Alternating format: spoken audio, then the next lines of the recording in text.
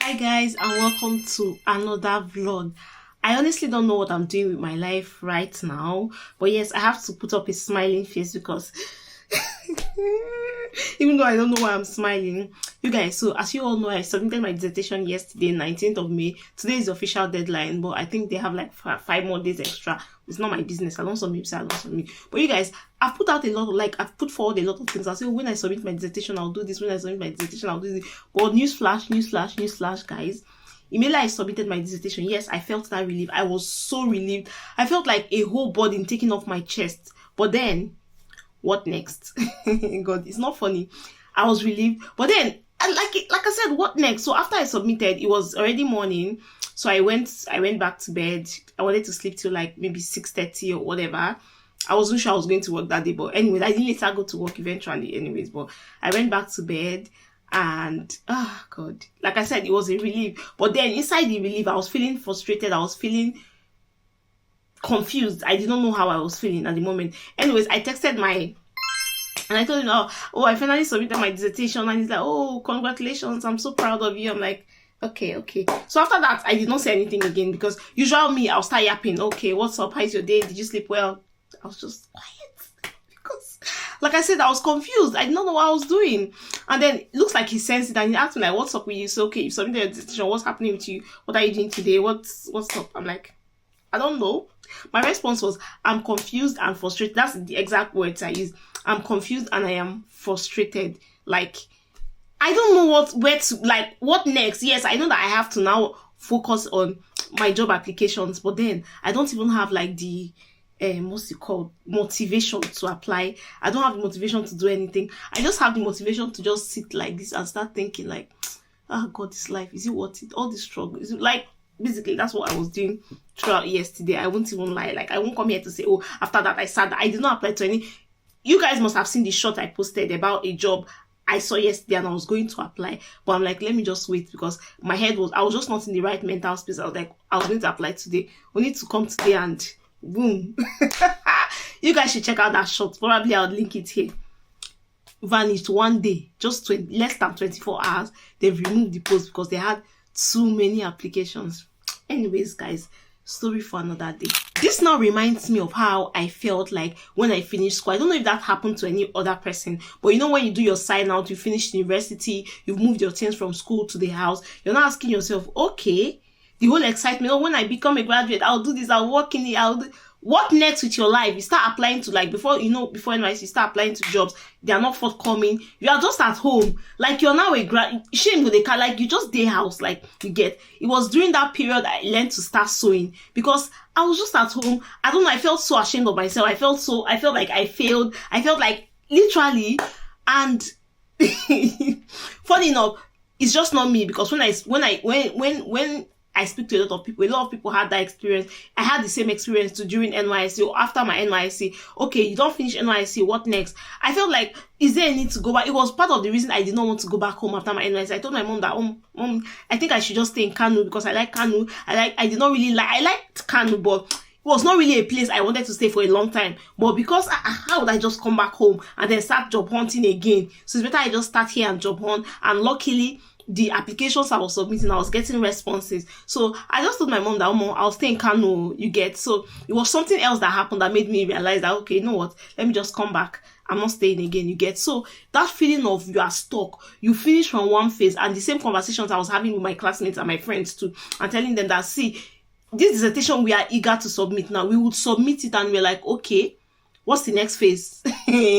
Like, it feels like we are stuck at this point because you finished submitting your. It's not like if you had a permanent job, for instance, already waiting. You say, oh, finally, I've submitted my dissertation. Let me go and tell these people that I have nothing to do with school again, at least until my graduation in July, you get. But there's really nothing. So, what's the whole excitement?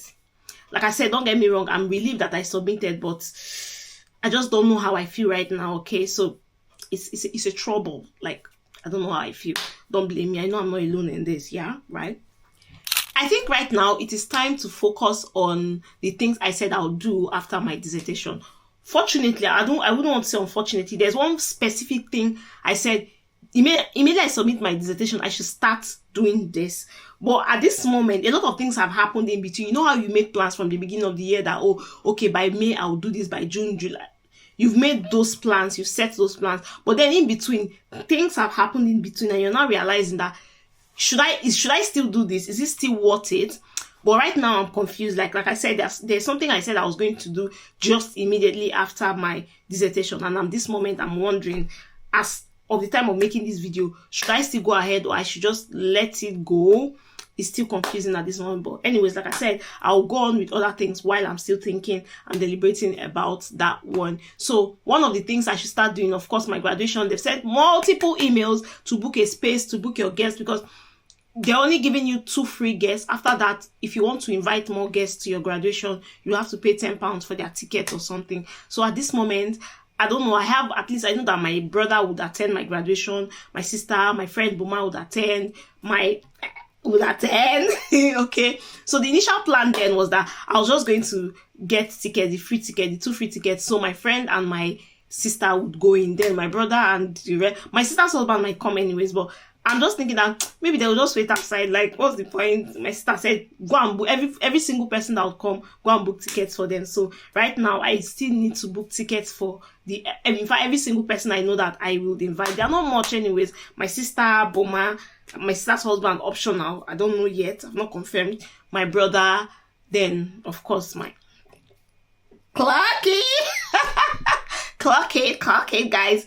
Anyways, so I don't want to hinge my celebration or my happiness on the fact that, oh God, because I've been praying to God, give me a full-time role, give me a full-time job before my graduation. But then I don't want to hinge my happiness on getting that food, because if I hinge my happiness on, if I get the full-time role, I'll be so excited doing this graduation. If I hinge my joy on that, what if by my graduation I don't get a full-time role? That means I'll be disappointed. That means I'll be so gloomy. I'll not get the best out of that graduation, you get. So yeah, whether the full-time job comes or not, I'll do my graduation with excitement, with gratitude, with so much enthusiasm and hope for the future. So even if the full-time job does not come in July, there's still August, there's still September, other months still there. So I'm still hopeful and believing God that it happens, okay? But until then, so just color me short when yesterday after I submitted, of course, I told one of my classmates that I was going to submit that day. So in the morning, he had already shot me a message on WhatsApp. How far have you submitted? I'm like, yes, so I don't finally submit. He said, oh, that's good. He's sending me messages. Oh, I know he's sending the messages. Clock it, guys. Anyways, so as I was saying, he said, oh, he would submit later to that day too and all of that. Guess what? He's not like, he will register for driving school later this week since he has submitted his... Jesus.